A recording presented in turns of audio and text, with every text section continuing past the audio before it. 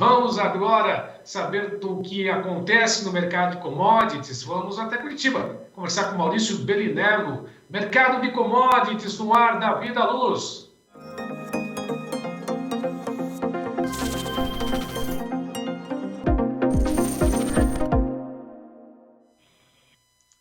Maurício, boa tarde. Está mais uma vez aí no trânsito, parou para poder nos atender. Como é que você está? Tudo bem? Eu vou bem, Braga. Boa tarde. Estamos aqui. Boa tarde a todos.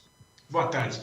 Maurício, o que acontece nesse mercado? Bom, soja, milho já vem com o impacto do relatório de ontem dos Estados Unidos, falando um pouco mais de soja a ser produzida por lá, milho a ser produzido também. Café sobe nesse momento, seriam condições climáticas. O que está acontecendo nesse mercado como um todo nesta quinta-feira? Boa tarde para você mais uma vez.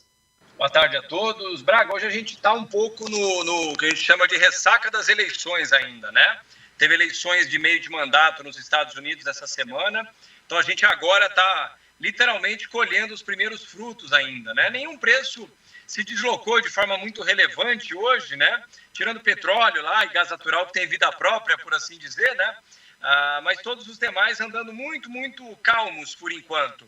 E para ser bem sincero, eu acho que até o passar da Black Friday nos Estados Unidos, que é no final de novembro, que é a data mais importante para o comércio nos Estados Unidos, o Natal mesmo, por exemplo, é muito menor que a Black Friday. Então, até lá, a gente basicamente vai ficar andando meio que tateando, né? O café, por assim dizer, eu sei que às vezes as pessoas querem uma boa notícia, né? Porque teve chuva de granizo em algumas regiões de Minas, mas a realidade, de forma geral, está no preço, né? O café está tendo uma dificuldade enorme até para se manter acima do 1,70, né, Braga? Então, na minha opinião, com relação aos preços das commodities, especificamente falando, o relatório do USDA não trouxe nenhuma novidade de fato, por enquanto.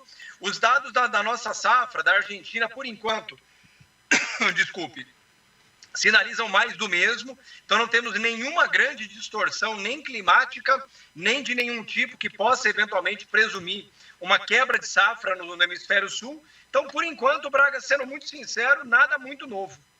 Ou seja, o mercado está se posicionando para ver o que acontece com China, Covid por lá, Europa, Rússia e Ucrânia. Parece que o pessoal já assimilou, entre aspas, esse conflito por lá. Algum fato novo, além dessa questão das eleições lá nos Estados Unidos, como você mesmo relatou? Ou o mercado está tentando encontrar um caminho, é lógico, para poder movimentar esse dinheiro todo?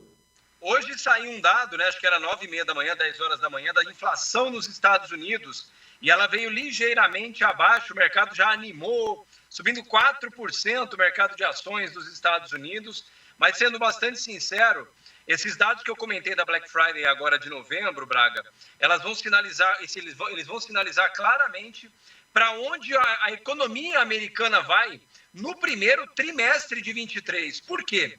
Se a Black Friday for abaixo do que se espera ou coisa do tipo, muito das indústrias agora, de todos os setores que a gente imagina, elas estão no que a gente chama de auge de estoque.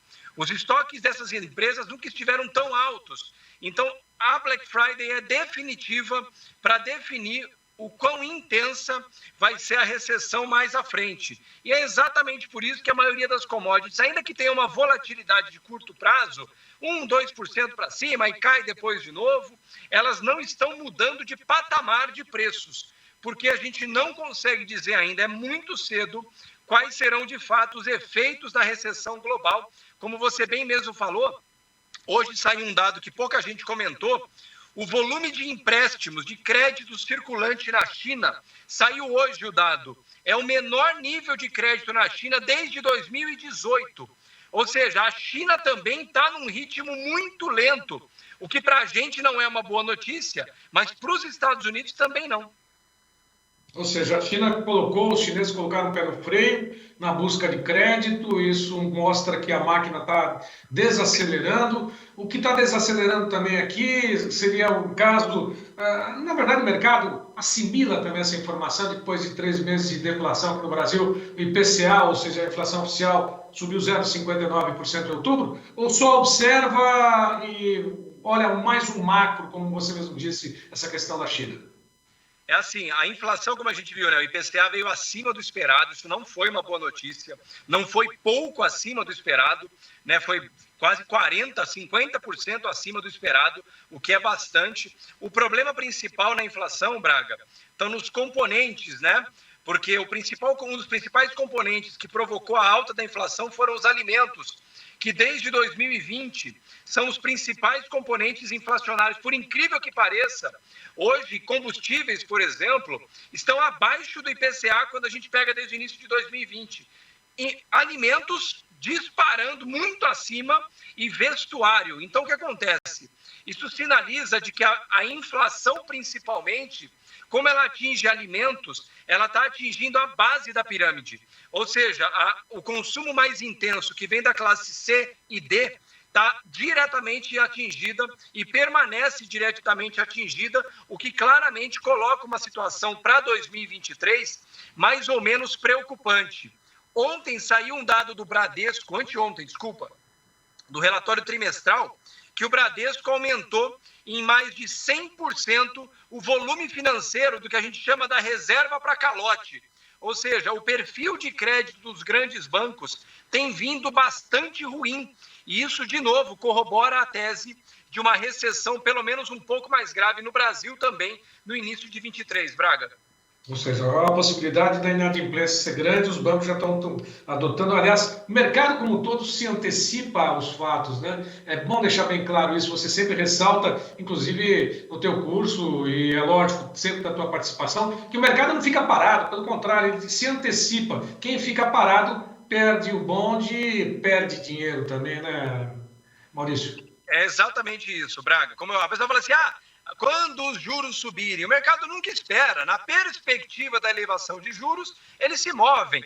Quando os alimentos caírem. Não, ele não espera o dado sair do IBGE. Na perspectiva da mudança, o mercado já precifica. E esse é um dos detalhes que as pessoas precisam entender. O mercado não lê notícia. Quem lê notícia sou eu e você. O mercado se antecipa e, na verdade, o mercado forma as notícias. E é essencial que o agricultor, que o operador brasileiro que venda seus produtos no mercado, como é o caso dos agricultores brasileiros, eles entendam isso. Porque o mercado não vai esperar você estar triste para eventualmente baixar o preço do que ele paga. E o inverso, ele não vai esperar você estar feliz para aumentar o preço do que você vende. Então, você precisa entender como que o mercado, aquele cara que compra o seu produto, analisa e forma preço. Porque entendendo isso, você nunca mais tem dor de cabeça. Bom, nós temos, portanto, aí, Maurício, para quem reservou as vagas aí no teu curso, né, promovido por você, pelo João Batista Olive, confirmar é essencial, porque as aulas começam sábado, né? Oi? Eu acho que eu não estou ouvindo, viu, Davi da Luz? Nós perdemos o contato com o Maurício Bellinello. Acho que entrou uma interferência nesse caso, não sei se está vazando no ar também. Mas, de qualquer forma, vamos lá, Davi da Luz. Amanhã a gente retoma o contato com o Maurício Bellinello. Lembrando que as vagas aí devem ser confirmadas. 019 98907 8047. Quem reservou, confirma, porque as aulas começam agora da última turma do mercado, de introduções ao mercado de commodities agrícolas com Maurício Bellinello.